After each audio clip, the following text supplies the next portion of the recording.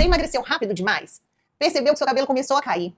Percebeu também que sua pele começou a ficar flácida, opaca, envelhecimento acelerado? Nosso corpo não tem jeito, a conta vai chegar. Às vezes até esteticamente, quantas pessoas emagrecem e ficam com o padrão estético pior? O que você mais vê no seu consultório hoje devido a esse emagrecimento Do rápido? paciente, principalmente na parte central. A gente tem uma gordura na face que chama-se DUAT, que é a gordura superficial facial, que é uma das mais ricas. É verdade que a gente conhece a saúde da pessoa pelo cabelo? Então, Mais um NutriCast começando e o episódio de hoje nós vamos falar sobre você emagreceu rápido demais? Percebeu que seu cabelo começou a cair? Percebeu também que sua pele começou a ficar flácida, opaca, envelhecimento acelerado? Esse episódio é para você. E eu vou logo falando, a convidada de hoje é mega especial, entende muito do assunto. Eu quero agradecer muito a presença dela, de ter aceito o nosso convite para falar sobre vários assuntos relacionados ao emagrecimento rápido.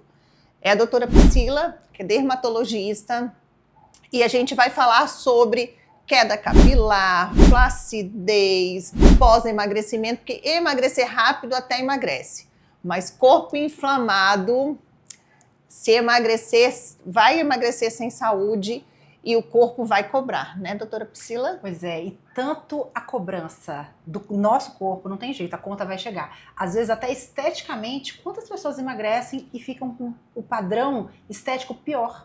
O que a gente estava conversando anteriormente, a cabeça grande, perda de massa magra proximal dos membros, aquele aspecto, como antigamente, aquela cirurgia bariátrica mais agressiva deixava as pessoas com aspecto desnutrido. O cabelo antigamente, né, ficava totalmente Ralinho, diferente. né? Um afinamento dos fios, uma qualidade dos fios diferente. Era nítido quem emagrecia pela bariátrica no passado, né? E eu tenho visto algo parecido hoje. E o que, Pri, já que você já começou com esse gancho assim da aparência, da questão estética, pós-emagrecimento rápido, o que você mais vê no seu consultório hoje devido a esse emagrecimento rápido? Pois é, emagrecimento rápido tem sido cada vez mais comum.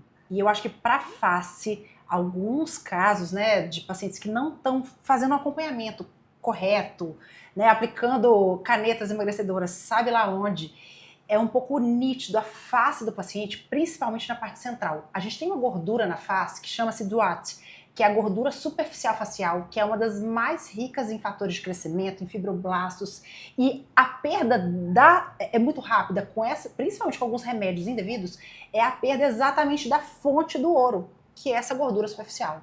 Então, o paciente muito emagrecido rapidamente, muitas vezes busca um bioestímulo, uma tecnologia, e o resultado é triste.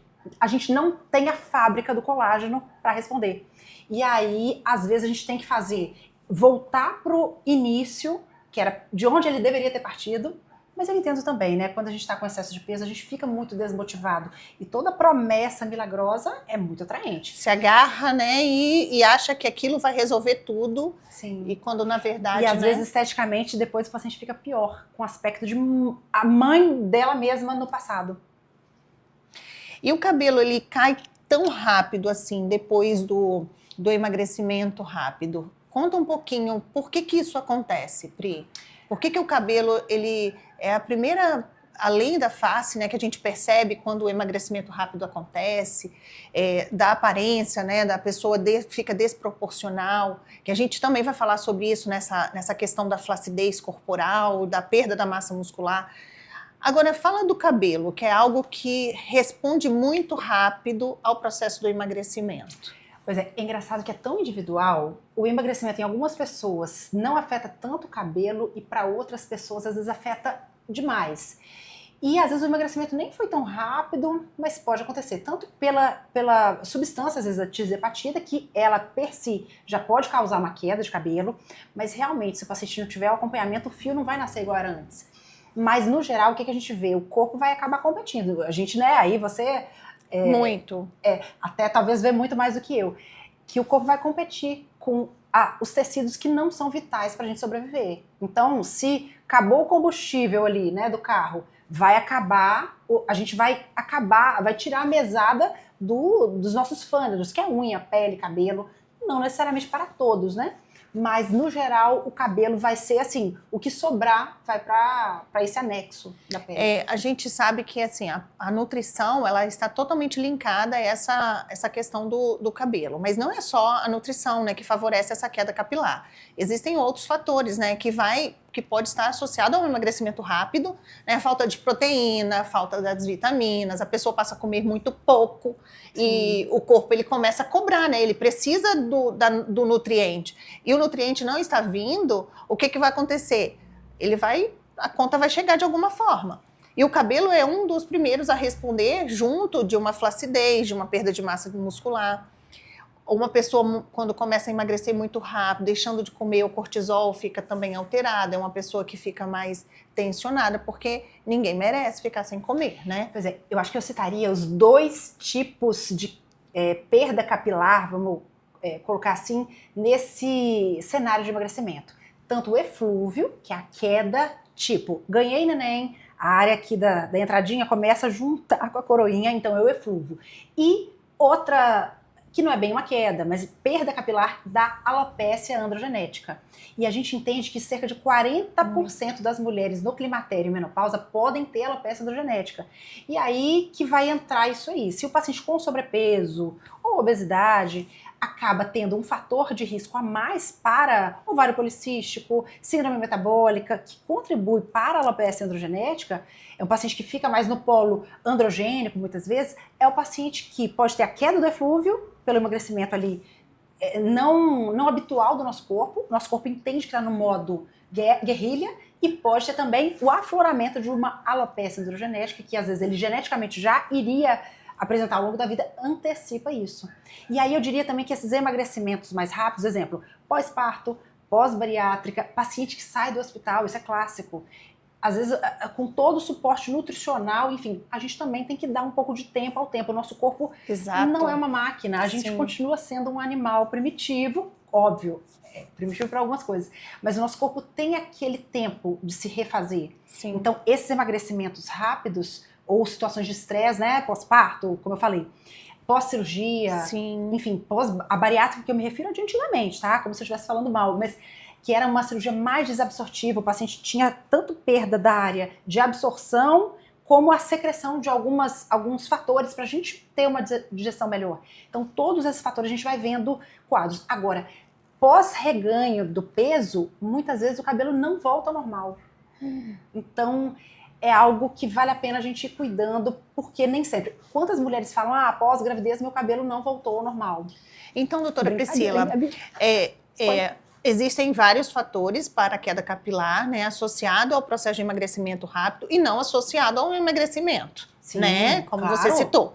E é muito importante falar assim para as pessoas entenderem que é um tratamento que ele tem que ter paciência, como você falou. Tem que dar tempo ao tempo para o corpo recuperar. E muitas das vezes ele não recupera da forma que era antes. Ou seja, aquele cabelinho que você tinha antes de ter emagrecido, ou passado por uma cirurgia, ou por um estresse, ou a questão hormonal. O envelhecimento. O nosso cabelo envelhece. Eu diria assim que as fases puberdade e 25 a 27 anos, essas são marcos ali que o cabelo pode mudar. Vai envelhecendo. Às vezes os primeiros fios brancos vão surgindo e seria assim... até, como que eu vou dizer, seria errado eu conseguir prometer isso ao paciente. Quem promete, inclusive, fiquem atentos. Exato. Que é um campo muito aberto para isso. É muito importante a gente falar sobre essa questão de tratamento. Ela estava até me explicando um pouquinho antes e eu falei bem assim, olha, é muito importante a gente falar até como forma de conhecimento, né, doutora Priscila? De alerta, né, talvez. De alerta, porque muitas das vezes você vai num lugar e vai aplicar alguma coisa no seu couro cabeludo, você tem a ideia de que aquilo é algum cosmético, algum ativo, e que pode estar usando um medicamento que pode estar influenciando em muitas coisas que às vezes você está planejando, né, uma gravidez. Conta um pouquinho sobre isso, Priscila. Pois é, essa realidade de fui em um lugar e apliquei um remédio no meu couro cabeludo, isso no consultório se repete. Até porque eu, como médica dermatologista, formei tem 20 anos, a gente vê um pouquinho de cada coisa, mas isso tem me incomodado um pouco, porque às vezes a paciente, sem um diagnóstico, a meu ver, né, preciso, sem um tratamento oral, que muitas vezes é o padrão ouro na literatura há anos, me conta isso, fiz umas injeções no couro cabeludo. E aí eu questiono, mas foi feito corticoide, foi feito um antiandrógeno? A pessoa, não sei. Mas a pessoa que aplicou te falou se pode engravidar, se pode doar sangue? Porque, por exemplo, finasterida, dutasterida, bicalutamida, minoxidil oral e tópicos, né? A injeção deles no couro cabeludo são remédios conhecidamente teratogênicos, tem risco para o bebê. E eles também para o homem, na formação dos gametas, também é um remédio que pode afetar essa produção de gametas. E no caso do paciente que recebeu essas injeções e vai doar sangue, a gente não sabe o quanto isso pode estar presente no sangue do paciente. O couro cabeludo é muito vascularizado, tem muito vaso sanguíneo, então não dá pra gente calcular quanto isso tem absorção para o corpo. Então falar que a injeção no cabelo age só no cabelo, obviamente é uma visão equivocada. Então, é importante falar isso também, Milene, porque, como eu falei, as quedas de cabelo, como tem fases de cair mais e menos, assim como os animais, quem tem cachorrinho às vezes percebe, fase que o pelinho cai e nasce. A gente, por não ter essa paciência de aguardar com que o tratamento e a parte nutricional venha a ter impacto no cabelo, a gente vai procurar qualquer tratamento, o cabelo que irá rápido, né? Que tenha essa promessa e que não é rápido. É importante entender que qualquer tratamento para cabelo exige tempo, resposta. Sim. Inclusive, quando o paciente me conta, eu fiz um tratamento que respondeu muito rápido, provavelmente não foi aquilo que melhorou o cabelo. Às vezes o paciente me fala, eu fiz uma reposição de vitamina, uso de alguma coisa, e olha como meu cabelo encheu. O cabelo que vai nascer no pós-tratamento é apenas aquele que é irrigado pelo fluxo sanguíneo que recebeu esse elemento tão milagroso. O cabelo, após 3 meses de tratamento, nasce de cerca de 2, 4 centímetros, é esse cabelinho aqui. Nada afetará este pelo que já está pronto há alguns meses ou anos. Então, se o paciente me conta que respondeu em dias, provavelmente foi efeito placebo ou o paciente já tinha um quadro autolimitado que já iria resolver sozinho. Olha isso, que informação. Então, assim, eu posso dizer que a gente... Porque eu já ouvi essa frase antes, né, pra gente encerrar um pouco esse assunto do cabelo e ir para um outro assunto que é muito importante, que é a flacidez. É verdade que a gente conhece a saúde da pessoa pelo cabelo? Então, são vários dados, né, que vão configurar. E aí a genética, por exemplo, os povos asiáticos, os índios, têm uma pelagem, é igual como se fossem animais. Tem pessoas que têm uma pelagem, uau! Gente, eu já gastei uma casa própria nesse cabelo e não fica igual de algumas pessoas que não fazem nada. Mas a gente vê pessoas obesas com cabelos muito bonitos. Exato. A gente vê pessoas desnutridas, por exemplo, a populações africanas, que às vezes não tem calvície, porém tem uma qualidade do fio com uma cor meio despigmentada. É aquele cabelo meio avermelhado, que antigamente as crianças com esse cabelo tinham o padrão de crianças desnutridas. Então, não é uma regra. A gente pode ver vários cenários e tem casos que eu não sei, não tenho a menor ideia do como que às vezes um paciente tão desnutrido, com comorbidades, tem um cabelo tão bonito. Mas sem dúvida é um sinal, eu acho que é um marcador, Milene. Eu acho que é um marcador. Uma pessoa que estava ali com a pele e cabelo em um status, de repente isso modificar. Então se modificou e as pessoas cabeludas nesse cenário, elas são às vezes um pouco subdiagnosticadas. Porque às vezes o profissional fala, mas o seu cabelo eu tô vendo tá bonito. Mas como que era antes? Eu tinha o dobro. Então, uma redução de 50% do volume total do cabelo em poucos anos, isso é preocupante. E agora a gente vai mudar um pouco de assunto, que a gente vai falar sobre flacidez. E aí é com você. A flacidez, ela vem só com a idade. Eu brinco sempre com a Priscila que eu falo que eu queria respirar colágeno, né? Porque o colágeno é de fato algo que é perdido com a idade. Fala um pouquinho sobre isso, Priscila. Então, eu vou falar mais a parte de rosto, me entende? Porque a parte de corpo, como está muito ligado à flacidez muscular, muito. Então aí é algo que já foge da minha alçada. Sim. Embora eu faça alguns tratamentos para a pele, né, corporal, mas aí eu acho que tem que ter essa equipe, né, multiprofissional.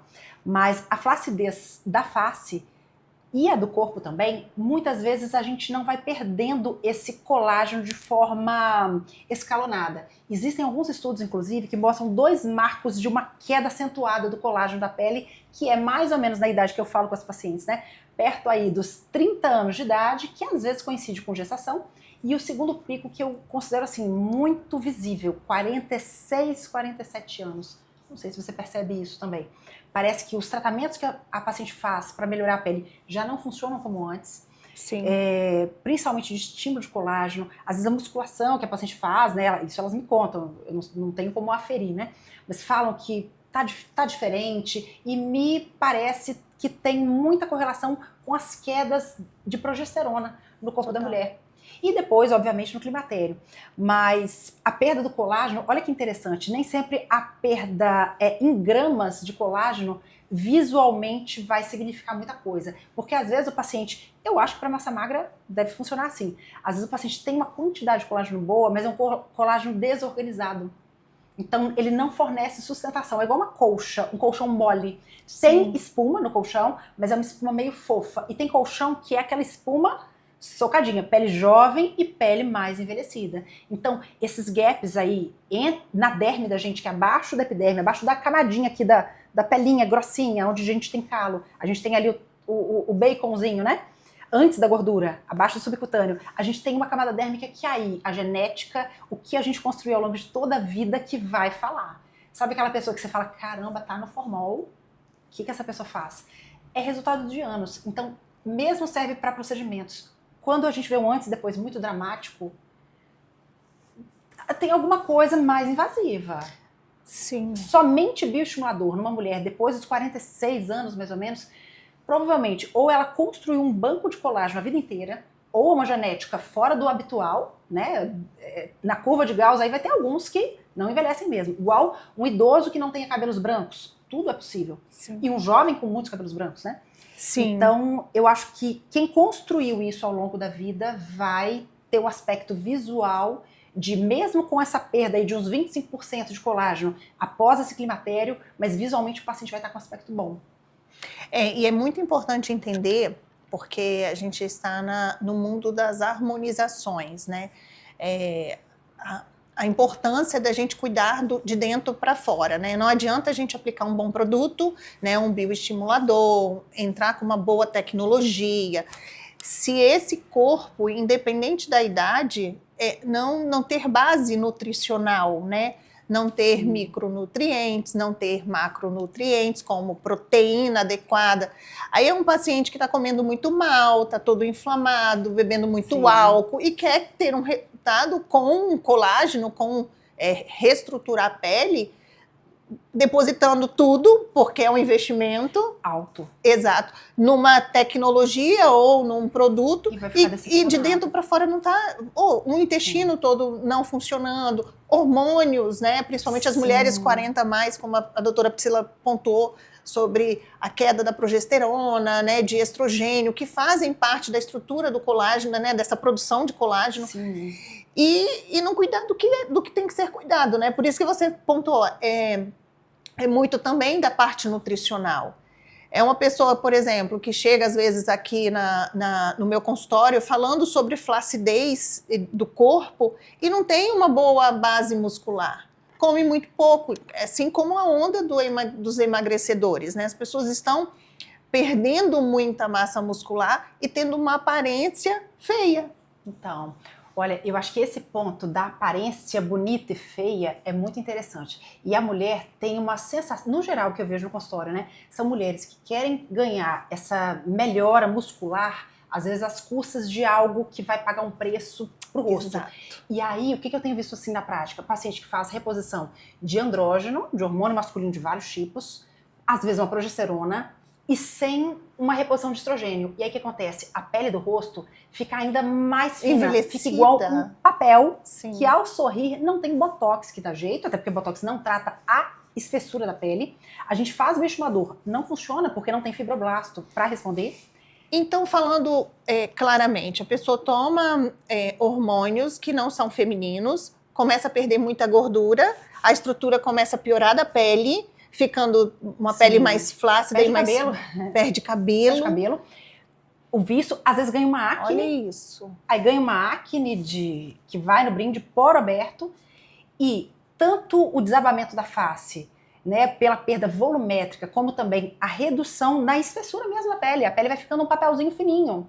E aí, pra gente conseguir expressar essa pele, eu não vou falar impossível, óbvio, né? Mas muitas vezes o que seria o melhor tratamento nesse caso, que seria retirar a gordura, que é um tratamento que eu tenho estudado muito nos últimos anos, comecei a fazer no consultório ano passado, com os resultados que a princípio não parece que dá um resultado, mas a longo prazo a gente vê como que isso é importante. Mas o melhor tratamento seria fazer o enxerto de gordura, uma gordura própria e preparada, que a gente faz a quebra dessa gordura em microfat, nanofat, enfim, que é rica em fatores de crescimento, e poderia aplicar na face, mas a própria gordura do paciente não é saudável.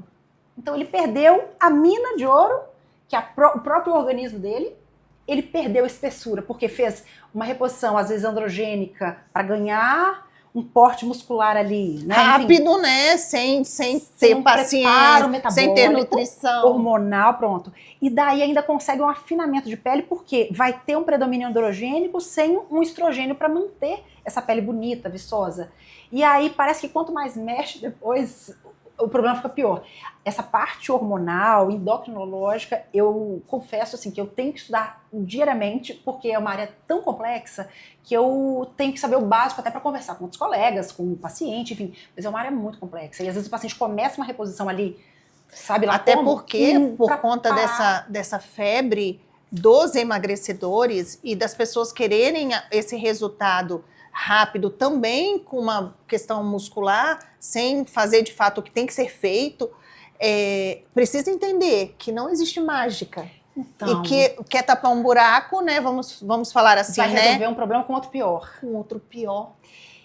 Né? E é uma realidade que a gente está vendo, né? É uma realidade, porque acaba virando uma receita de bolo. Então, eu tomei injeção emagrecedora, então eu vou tomar um anabólico. Vou tomar um Oxa. Vou tomar um anabólico, porque esse anabólico ele vai me dar massa muscular mais rápido. Que eu tô sem energia. Exato. Só que aí a consequência, né? Sim. Eu falo que é mais ou menos o quê? É igual uma plantinha, uma orquídea que tá ali toda murcha. Você tá dando adubo, mas não tá dando água. A água é outra coisa interessante. Sim, muito. Se falar disso do básico. Se você me perguntasse, Priscila, eu quero ficar bem, saudável, o que mais vale a pena eu gastar? Olha, eu acho que hoje, com tanto que eu tenho lido sobre biohacking, né? Eu acho que dormir, e a gente perdeu o nosso ciclo circadiano normal, e talvez se você puder gastar dinheiro em ter um sono de qualidade, isso você fala bastante, né? Muito, isso. Eu falo muito. Até o seu exemplo, né? Eu acho... Sim.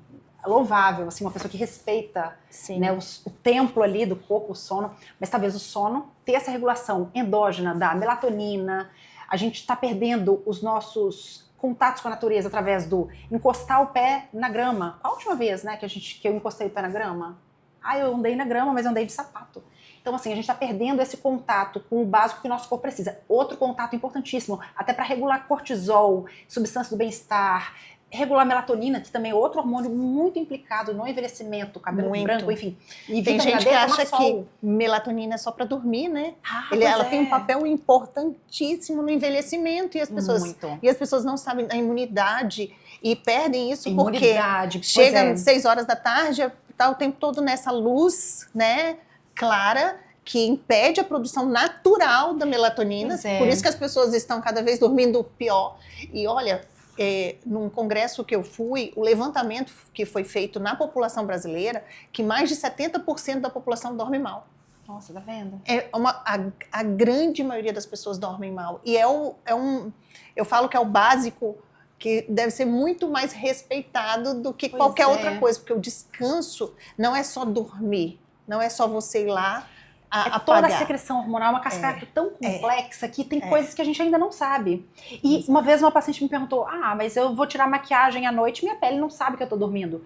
Se o seu corpo não sabe se é dia ou noite, então você já quase não é um ser humano mais. Tá tudo errado. Exato. Você perdeu o primitivo básico. E a gente tem tudo dentro da gente, numa fábrica. A fonte, por exemplo, da produção da melatonina, tá ali na gente mesmo. Então, lógico, a gente pode tudo otimizar, né? Mas se a gente souber explorar, por exemplo, a nossa produção andrógena, através da musculação, bater as metas, né, de macro e micronutrientes, proteica, tá tudo ali. Sim. E às vezes a gente vê complicações piores. Por exemplo, há uns anos atrás, o saudoso professor Celso Sodré publicou casos no Brasil de queda de cabelo, de eflúvio telógeno, por excesso de selênio.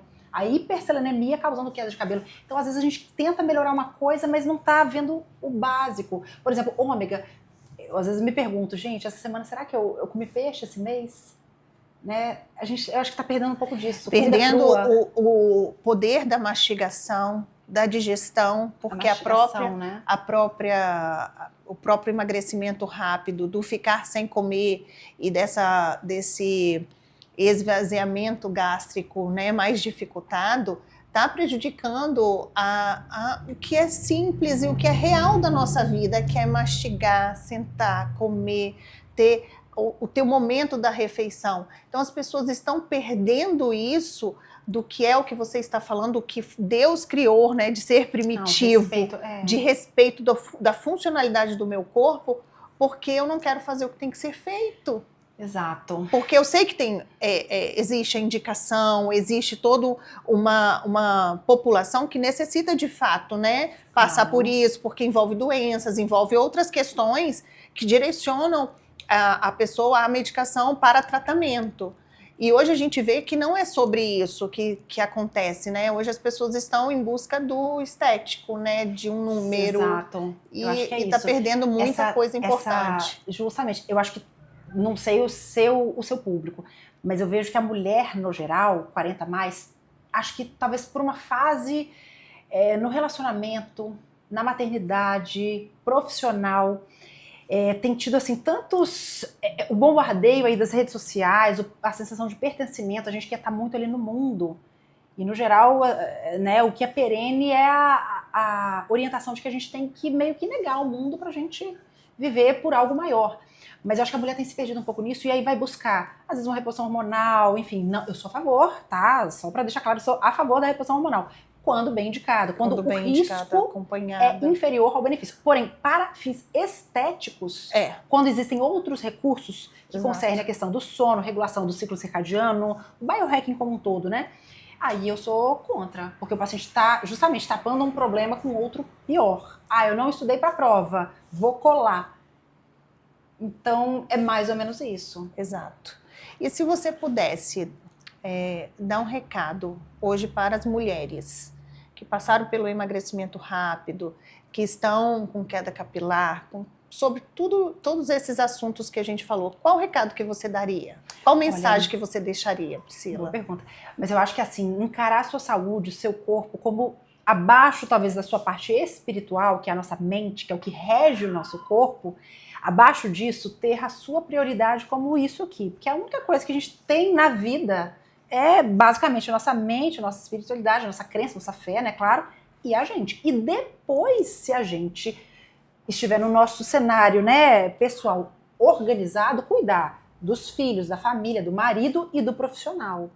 Então, eu acho que respeitar o seu corpo de forma de não, talvez, ir buscar soluções milagrosas, desconfie disso, invista no seu corpo, em você, no que é saudável, talvez deixar de lado algumas, vou falar como tentações, não sei, que é a questão do cigarro, bebida, sono ruim, não vou falar vida social como um todo, porque eu acho que isso também é muito importante. Inclusive, eu sugiro às vezes o paciente, olha, você tá muito pálida, vai tomar um sol, vai ralar um joelho, não sei, vai fazer alguma coisa, vai ver suas amigas, você tem que ter isso. Porém, eu acho que eu vejo uma vida de uma certa libertinagem, curtir a vida, que no fundo quem paga o preço é o nosso físico. Então é isso, é buscar um time de profissionais que todos pensam parecido.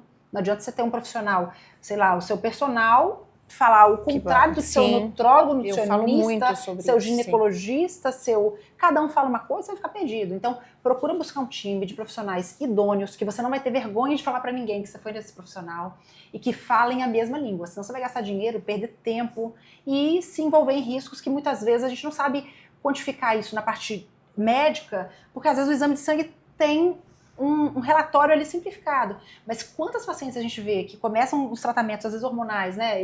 Fui ali em tal lugar, me aplicaram tal coisa, não sei o quê. Até o corpo voltar a fabricar isso de forma fisiológica. Vai demorar? Vai ser rápido? Qual o preço você vai pagar? Não sabemos. Então, não arriscar. Eu costumo falar que emagrecer não é sobre te deixar cansada, não é sobre te deixar careca, não é sobre te deixar flácida, sem massa muscular. Isso não é evolução. Isso é alerta, o nosso corpo ele fala, ele traz sinais. E a gente não deve achar que isso é normal a custo de pertencer, como diz Priscila, porque todo mundo faz, porque todo mundo tem que ser magro.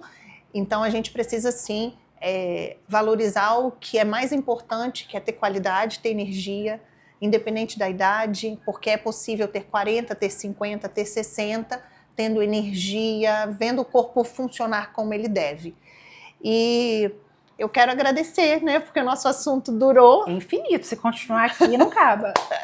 Durou e eu quero te agradecer muito, Priscila, por tudo, por ter esclarecido tudo que a gente precisa esclarecer sobre queda capilar, flacidez, a importância da gente entender o que é necessário ser feito de tratamento.